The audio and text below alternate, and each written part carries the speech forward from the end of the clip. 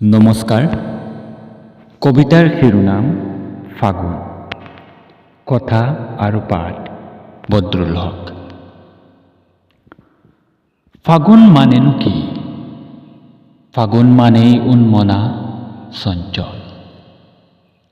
ফাগুন মানেই আশা শিমলু পলাশ ফুলাৰ বতৰা।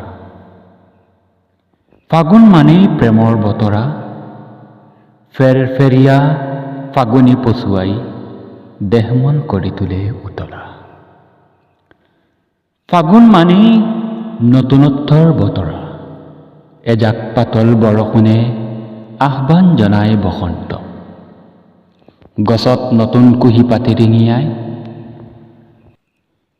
ফাগুন মানেই উৎসৱৰ আনন্দ, ফাকুৱাৰ আনন্দত উন্মাদ হয় ডেকা গাভৰু।